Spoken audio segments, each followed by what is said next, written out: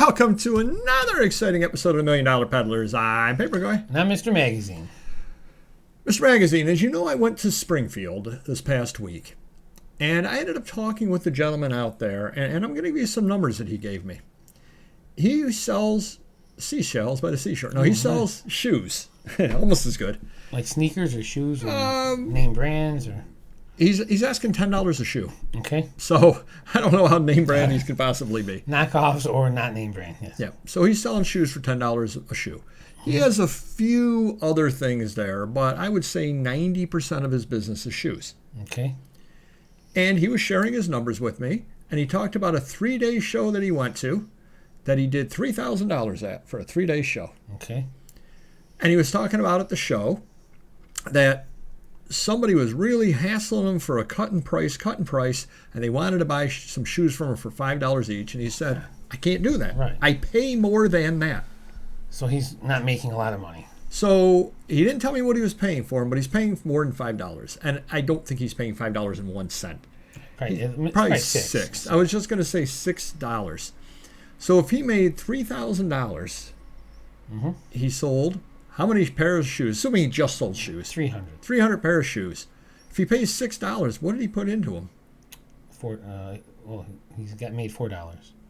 Well, he paid $1,800. Right, yeah. So $4 per, yeah. He made $1,200 for a 3-day show. Plus the table fees.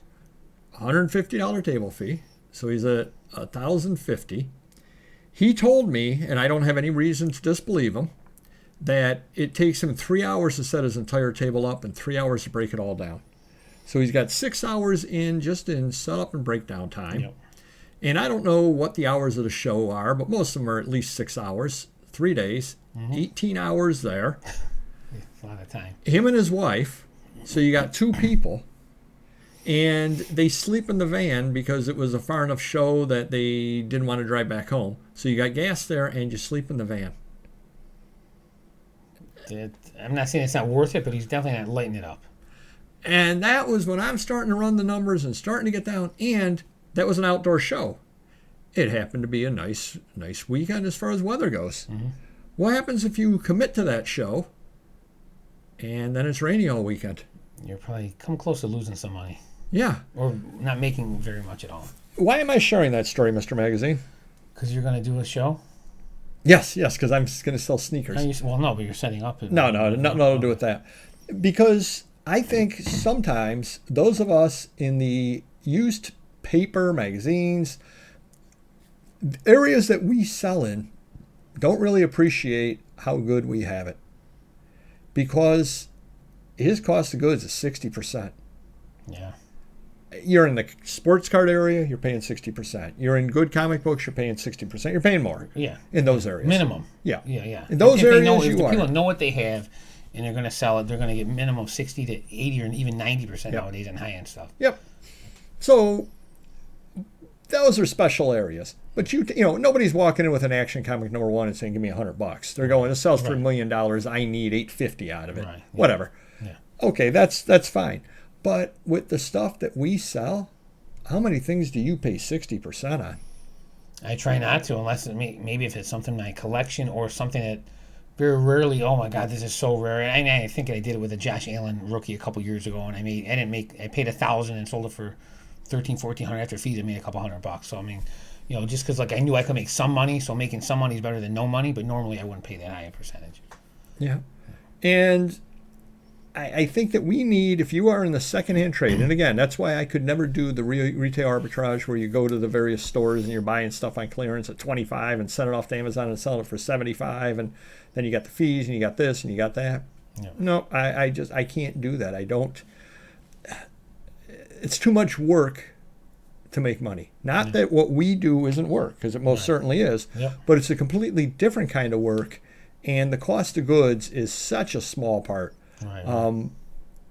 I'm between 5 to 15% nowadays, and probably closer to 5% overall, just on stuff, at least on the lower end stuff. Right. Obviously, you get up and you buy some better stuff, is a different story. I did buy a few things at Springfield that I expect to just double my money on, which isn't a lot, but I'm buying it to sell it at Allentown in 2 weeks. Sure. If I can pay $250, throw it onto my table for $750 and get $500 out of it in 2 weeks, Yeah.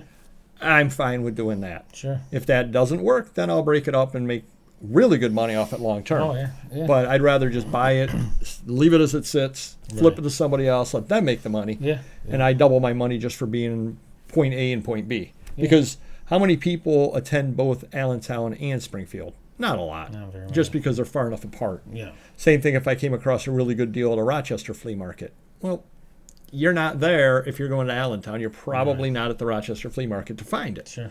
So yeah, I get some of my profits just for being in the right place at the right time. Right. Yeah. Yeah. But any other thoughts about the shoe guy? Well, another thing is there's also people out there that'll walk. Say someone's buying 5 pairs of shoes from him or something. They're gonna walk by and go, "Wow, this guy's making a killing." There's all the like a lot of my employees. They see what we're selling. Wow, he's making oh my God, this sold for $200. He just made $200. He probably paid $2 for it. Like they're counting my money, but not realizing the cost. And like you said about that guy, the cost into the shoes and his time and the table fees and the gas and all that. So that adds all up. And these employees don't see that, and strangers walking by don't see it. They just say, "Wow, this guy's flipping tons of shoes. He's making a killing. Wow, I should get into that." And they have no idea the work involved to make $3, $4, $5, $1,000 over a weekend. Really, isn't a killing. Well, and the other thing this gentleman had was, and I don't know exactly how to explain it, but he had almost like bleachers that he, short bleachers, but like 3-row bleachers that he put out that he set the shoes on. Well, obviously those weren't free to him. Yeah. I have no idea what they cost, but say they cost a couple $100 each, and he's got 6 of them. He's out $1,000 right there, just in that. And he hauls them out, and it's great, and it's great, and it's great, but eventually one of them's going to break. Then he's got to put the money into another.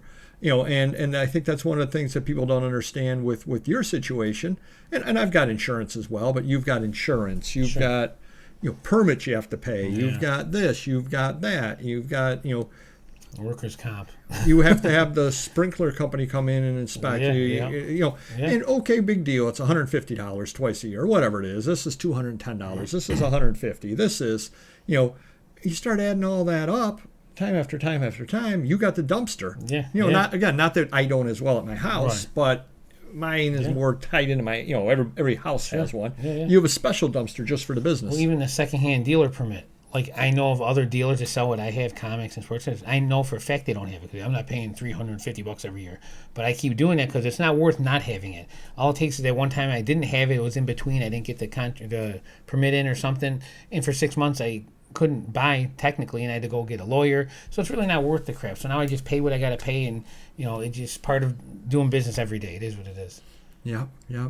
So if you are in the secondhand business and you are dealing in the sort of thing that we do, which many of you are, I did want to show you what an actual.